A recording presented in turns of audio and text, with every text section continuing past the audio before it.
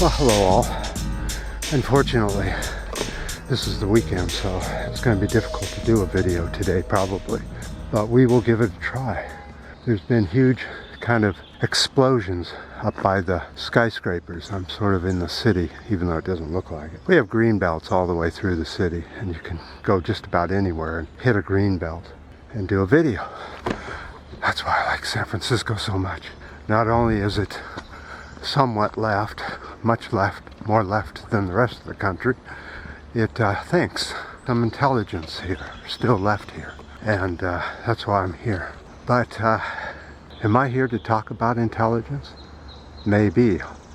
Huh. Alright guys, we'll try it here. I'm hearing lots of people, but we'll continue on.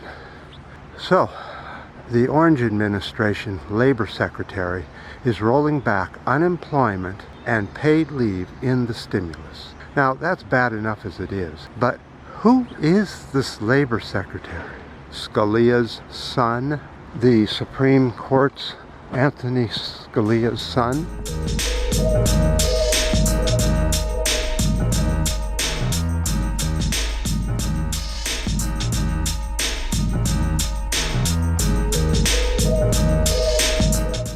Is the labor secretary.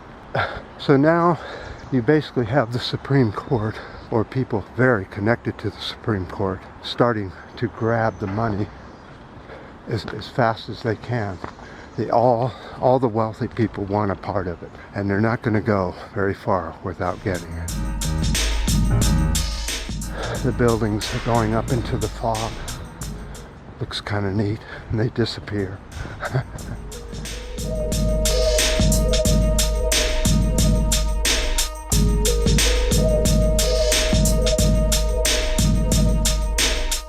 So, the new law favors business over people in desperate needs of assistance.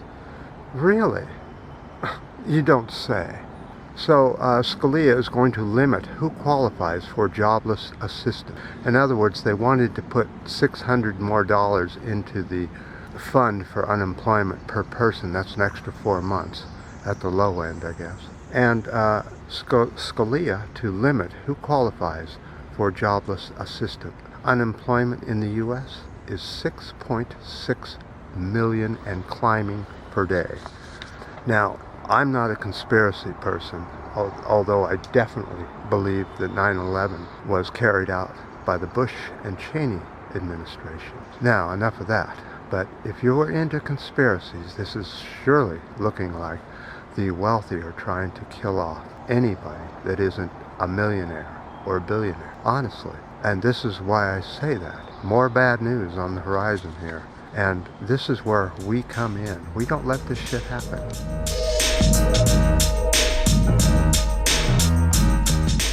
Figure it out, people. What are we going to do about this? This is going to get desperate here. You know John Hopkins, they're the ones that are following along.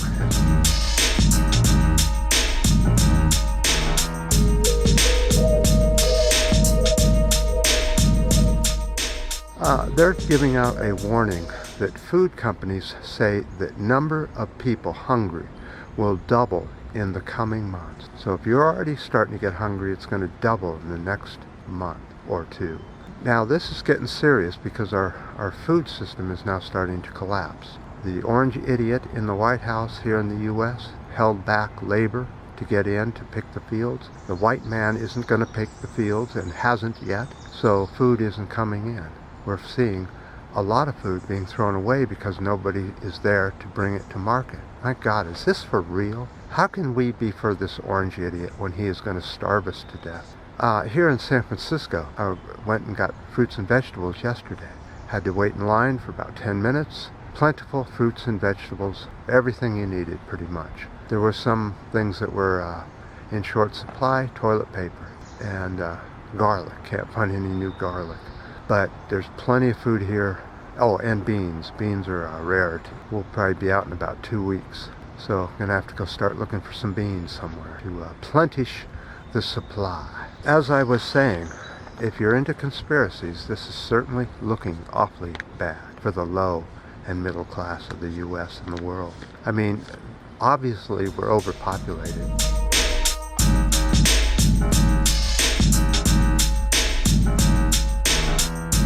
So why wouldn't the conspiracy look like something like the wealthy engineered a engineered drug that goes mostly after African American and brown folks?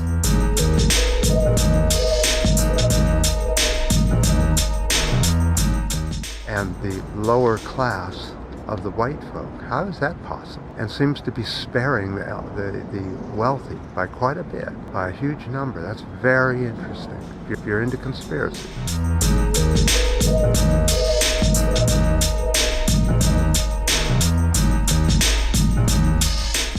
Now, here's a new article. Nuclear reactor workers. The COVID pandemic has thrown U.S. nuclear reactors into lethal chaos. Some of these come on. Okay guys, batteries are running low on the camera. Gotta finish this up quickly. Workers say that vital needed work on the reactors is needed all the time to protect them and keep them in running order. This may not be possible, they say. The U.S. has 96 reactors. The U.S. has 100,000 licensed technicians who work on these reactors who are rapidly aging and are past the 60 mark in age, so they're kind of susceptible to the COVID. Social distancing is impossible in this kind of work. They have to be close to each other. So the warning is going out that these 96 reactors are in obvious danger of a complete meltdown. But again, the Orange Man isn't paying attention to this shit. I don't know how Pink Barrio and other left-leaning sites are able to follow all this stuff. Uh-oh. I don't know. He just said he would.